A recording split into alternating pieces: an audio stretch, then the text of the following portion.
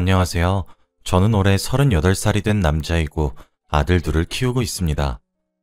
아내는 몇 년 전에 하늘나라로 떠나서 남자 3명이서 같이 살고 있죠. 사실 저희 첫째 아들은 제가 마음으로 낳아서 길렀어요. 그치만 저는 아들 둘을 아주 정성스럽게 키우고 있어요. 저와 아내는 제가 30살 때 만났어요. 아내의 첫인상은 정말 청순했고 몸도 너무 가녀렸고 얼굴도 창백했죠. 그런데 만나고 보니 정말로 몸이 너무 약해서 자주 쓰러지기까지 했습니다. 저는 너무 걱정이 돼서 건강검진을 받아보게 했어요. 아무 이상이 없다고 나왔고 여자친구는 아마 어머니가 몸이 약해서 일찍 돌아가셨다며 유전일 거라고 했습니다. 여자친구는 유행하는 바이러스는 다 걸렸고 감기도 자주 걸렸죠. 그래도 저는 연약했던 여자친구를 위해 정말 많이 도와줬어요. 한약도 지어서 먹여도 보고 다양한 비타민 등등 몸에 좋다는 건 다 먹여봤죠. 운동도 시켜봤는데 딱히 효과가 없더라고요. 그치만 저는 그녀가 너무 좋았고 평생 같이 있고 싶었기 때문에 다 괜찮았습니다. 그렇게 저희는 연애 후에 결혼을 하고 아내는 임신을 했어요. 그런데 처음으로 임신을 했을 때 정말 정성을 다해서 태교를 하면서 옆에 있어줬는데 아내의 몸이 약해서 그런지 유산이 되었습니다. 너무 슬펐지만 아내가 더 속상해할 것 같아서 티는 내지 않고 힘든 아내에게 위로를 해주었죠. 그리고 또 한 번 더 임신을 했는데 그 생명도 유산이 되니 그러면 안 되지만 아내에게 쓴소리를 해버렸습니다. 그렇게 저희 사이는 점점 멀어져 갔는데 아내가 저에게 다가와 여보, 우리 아이 입양할까? 라고 하더군요. 저는 그때도 아내가 아이를 낳고 고통은 싫고 자식은 갖고 싶어서 그런 줄 알고 이기적이라고 욕했습니다. 그치만 저도 아이를 키우고 싶긴 했기 때문에 저희는 2살짜리 민수를 입양했어요. 정말 작고 어린아이를 키우다 보니 저와 아내는 조금씩 예전의 관계를 되찾은 것 같았고 민수를 입양한 지 얼마 되지 않아 아내는 또 임신을 했습니다. 저희는 민수를 정말 친자식처럼 키우긴 했지만 그래도 아내가 임신을 하니 기쁘긴 하더라고요. 그치만 아내는 이미 2번의 유산을 했기 때문에 기대는 하지 않았지만 신기하게 이번은 임신에 성공했습니다. 그런데 아내가 만삭이 되어갈 때쯤 의사 선생님께서 산모님 몸이 너무 약하셔서 아기를 낳게 되면 아마 산모의 생명이 위험하실 거예요. 지금 아기를 포기하시는 게 어떠신지. 의사 선생님 말에 의하면 아기를 낳게 되면 뱃속에 있는 아기와 아내 둘 중 한 명은 생명을 잃는다고 했습니다. 너무 슬펐지만 그래도 저희에게는 첫째가 있기도 하고 아내는 너무 소중했기 때문에 우리 둘째 포기하자. 민수 있잖아, 응? 나 너 없이 못 사는 거 알잖아. 라고 했죠. 그런데 아내는 아이를 꼭 낳고 싶다며 둘 다 죽지 않게 정신줄 꽉 붙잡을 테니 믿어달라고 했어요. 저는 아내의 고집을 꺾을 수 없어서 믿기로 했는데 아내는 둘째를 낳자마자 하늘나라로 갔습니다. 저는 그 소식을 듣고 펑펑 울면서 저와 2 아이만을 남겨놓고 간 아내를 원망했죠. 병원에서 아내의 짐을 정리하다가 편지를 발견했는데 편지 속에는 여보 미안해. 내가 고집을 피워서. 그치만 난 꼭 죽기 전에 아이를 낳고 가고 싶었어. 여보한텐 미안하지만 난 내 소임을 끝낸 것 같아서 너무 행복해. 우리 아들들 잘 키워줄 수 있지? 내가 하늘나라에서 지켜볼 거야. 사랑해. 라고 적혀 있었어요. 아내는 몸이 약했음에도 불구하고 아기를 낳고 싶다는 생각은 예전부터 갖고 있었더라고요. 그렇게 예쁜 둘째 민영이를 낳고 하늘나라로 갔습니다. 나중에 생각해보니 그래도 아내가 후련히 이 세상을 떠난 것 같아서 다행이라고 생각했어요. 그렇게 아내가 저희 곁을 떠난 지 8년이 흘렀습니다.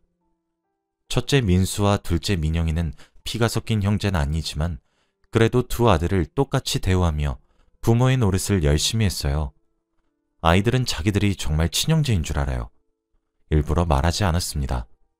그런데 혼자서 2 아이를 감당하기에는 너무 벅차긴 하더라고요. 하루 종일 일을 해도 생활비는 턱없이 부족했고 아이들을 돌볼 베이비시터를 고용할 돈조차 없었습니다. 다행히 저희 부모님께서 집 근처에 사시다 보니 저희 어머니가 제가 일을 할 동안 아이들을 돌봐주셨고, 제가 퇴근을 하면 집으로 돌아가셨어요. 저는 아침 일찍 나가서 해가 다지면 집으로 돌아오다 보니 정말 피곤했고, 얼른 씻고 자고 싶은 마음이 가장 컸죠. 그래도 아이들은 정말 착하고 사이가 좋아서 제가 피곤한 줄 알고 저를 배려해 둘이서 놀더군요. 아직 어린아이지만 일찍 철이 든 것 같았어요. 그날도 어김없이 지친 몸을 이끌고 집으로 돌아왔고 어머니는 본가로 돌아가셨습니다. 저는 옷장을 열어 외투를 걸어두려고 이불을 밟았는데 갑자기 이불 속이 푹 하며 음식물이 잔뜩 튀어나오더라고요. 저는 너무 피곤하고 힘든 상태에서 그것을 밟으니 미친 듯이 화가 치밀어 오르기 시작했어요. 그래서 두 아이들에게 이거 누가 그랬어? 음식 가지고 장난치지 말랬지? 라며 잔뜩 혼냈습니다. 음식은 제가 아침에 먹으라고 차려놓고 출근한 국이랑 밥인데 먹지 않고 국에다가 밥을 말아서 그릇째 이불 속에 넣어놨더라고요. 민수야, 민영아. 아빠가 아침에 차려놓고 간 음식을 여기다 두면 어떡해? 안 먹을 거면 싱크대에 놔뒀어야지. 라며 아이들을 혼냈고 어린 두 아이를 벽에 세워 종아리를 때렸습니다. 첫째와 둘째는 자신의 잘못을 알고 있는지 아무 말 없이 눈물만 흘리더라고요. 때리면서 너무 마음이 아프긴 했지만 그래도 주위에서 아들은 강하게 키워야 한다고 배웠기 때문에 마음을 굳게 다잡았습니다. 아이들을 재우고 어머니에게 전화를 걸어 엄마, 왜 애들 이불 밑에 음식 놔두게 해? 음식 가지고 장난치면 안 된다고 가르쳤어야지. 라고 화를 내니 엄마는 애들이 너 퇴근하고 오면 먹인다고 그렇게 놔둔 거야. 난방 틀면 돈 많이 든다면서. 식으면 안 된다고 이불 밑에 둔 거라고. 내가 그렇게 먹으라고 해도 자기 아빠 퇴근하면 먹일 거라고 첫째랑 둘째가 얼마나 고집을 피우던지. 할미인 내가 손주를 이길 수 있나? 라고 하셨죠. 저는 어머니의 말을 듣고 정말 가슴이 메어오면서 눈물이 주르륵 흐르더라고요. 아내가 죽고 나서 단 한 번도 운 적이 없는데 아이들의 마음을 헤아리지 못한 저 자신한테 너무 화가 났어요. 자고 있는 아이들의 종아리에 약을 발라주고 같이 잠에 들었습니다. 그렇게 며칠이 지났고 첫째와 둘째는 같은 초등학교에 다니는데 일하는 도중에 선생님께 전화가 오더라고요. 저희 아이가 학교에 오지 않았다면서요. 저는 너무 놀라 어머니께 전화를 드렸는데 아침에 급한 일이 있어서 오늘은 학교에 데려다 주지 못했고 첫째가 둘째를 데리고 갈 수 있다고 해서 첫째를 믿고 보냈다고 해요. 그런데 아이들이 도착하지 않았다고 말하니 어머니도 어떡하냐며 미안하다고 했습니다. 저는 혹시나 아이들에게 큰일이라도 났을까봐 아이들 학교 가방에 달아놓았던 위치 추적기를 휴대폰으로 확인했어요. 집에서 1시간 정도 걸어야 나오는 우체국으로 잡히더라고요. 저는 혹시나 싶어서 직장 팀장님께 겨우 사정해서 우체국으로 향했습니다. 그런데 정말로 그곳에는 민수와 민영이가 있었는데 둘은 편지를 보내달라고 우체국 직원에게 떼를 쓰고 있었어요. 그리고 우표를 붙이지 않아 우체국 직원은 보내줄 수 없다며 서로 실랑이를 하고 있었습니다. 저는 직원에게 죄송하다고 한 뒤 아이들을 끌고 우체국 밖으로 나왔습니다. 저는 첫째의 엉덩이를 때리면서 여기가 지금 학교야? 너 할머니한테 민영이 데리고 학교에 잘 갈 수 있다고 했다며. 그런데 지금 위험하게 둘이서 왜 이렇게 먼 곳으로 와? 형이 됐으면 동생을 잘 지켜야지. 라고 화를 냈어요. 민수는 저에게 미안하다면서 민영이는 아무 잘못 없다고 하더라고요.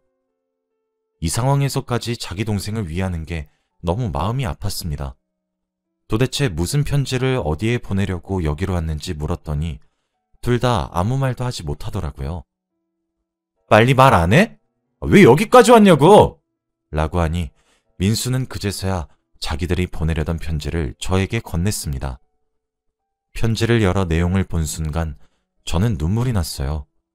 그 편지는 죽은 아내에게 보낸 편지였고 학교에서 한글을 배웠다며 서툰 한글 실력으로 하늘나라에 있는 엄마에게 편지를 썼더라고요. 저희 4명이서 같이 있는 그림과 함께 엄마, 우리 가족 사진이야. 엄마 보고 싶어. 오늘은 꼭 우리 꿈에 나와줘. 사랑해. 라고 적었더라고요. 아직 한국어도 제대로 모르는 아이가 이렇게 한 글자씩 써내려갔다는 생각에 저는 고개를 떨군 채로 눈물을 뚝뚝 흘렸습니다. 생각해보니 아내는 둘째를 낳고 바로 하늘나라로 가서 가족 사진도 없더라고요. 아내의 빈자리를 제가 채울 순 없는 걸까요? 8년이라는 시간이 흘러도 아직 자기 엄마를 그리워하고 있다는 것이 마음이 아팠습니다. 그날 하루는 아이들과 함께 시간을 보내고 싶어서 학교에 보내지 않고 곧장 저희 부모님 집으로 갔어요. 오랜만에 고기도 구워 먹고 이야기도 나누다 보니 재밌더라고요. 그런데 저희 아버지가 술주정이 조금 있으세요. 술을 먹고 많이 취하셔서는 실수로 저희 첫째 민수를 붙잡고 애야, 넌 네 친엄마가 궁금하지 않니? 너희 아빠가 너를 다리 밑에서 주워온 거 알아? 네 아빠가 너 입양한다고 했을 때 우리가 얼마나 반대했는데. 민영이랑 너는 친형제가 아니야. 라고 해버린 게 아니겠어요? 저는 그래도 아직 어린 10살이니까 이해를 하지 못할 거라고 생각했는데 첫째는 또래에 비해 성숙한 편이라서 아버지의 말을 알아들은 것 같더라고요. 저는 급히 두 아들을 데리고 저희 집으로 돌아왔고 민수는 그때까지도 충격을 받았는지 아무 말도 하지 못하더라고요. 저는 어디서 어디까지 말을 해줘야 할지 고민을 하고 있던 찰나에 민수가 아빠, 나 주워온 자식이야? 라고 하는 겁니다. 아니야, 무슨 민수가 주워온 자식이야. 할아버지가 취하셔서 장난친 거야. 아니야, 난 민영이 형 아니야. 난 주워온 자식이야. 저는 너무 놀랐죠. 정말 어린아이여도 입양이라는 게 뭔지 다 알더라고요. 그래서 아빠가 맨날 민영이 말고 나만 혼낸 거지? 아까 우체국 갔을 때도. 아니야, 아빠는 민수가 첫째니까 동생을 잘 돌보면 좋겠다는 생각에 그렇게 말한 거야. 내가 진짜 아들이 아니니까. 민수는 평생을 제가 친아빠라고 생각하면서 살았을 텐데 예고도 없이 그렇게 충격적인 진실을 알았으니 충격받을 만했죠. 그리고 무엇보다 오늘 엄마한테 편지를 쓰려고 우체국까지 갔는데 그 사람이 친엄마가 아니라고까지 하니 아직 10살밖에 안 된 민수는 큰 충격에 빠졌을 겁니다.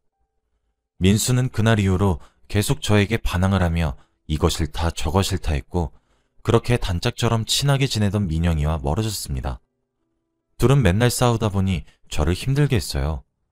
민수는 계속 저에게 친엄마 찾는다고 했고 민영이가 어떤 물건을 빌려달라고 하면 내가 왜 해? 넌 내 친동생도 아니잖아. 라고 했어요. 그래도 사이좋은 형제여서 둘을 두고 걱정 없이 출근을 할 수 있었는데 민수가 삐뚤어져 버리니 걱정이 되더라고요. 퇴근을 하고 집으로 돌아오면 둘은 항상 싸워서 집은 난장판이 되었고 저는 그것들을 치우면서 하루 일과를 끝내는 게 일상이 되었습니다. 그래도 아내는 하늘에서 제가 아들을 잘 키우고 있을 거라고 생각할 텐데 아내만 생각하면서 꾹 참고 키웠습니다. 항상 등하교도 같이 했던 민수, 민영이는 각자 다니게 되었죠.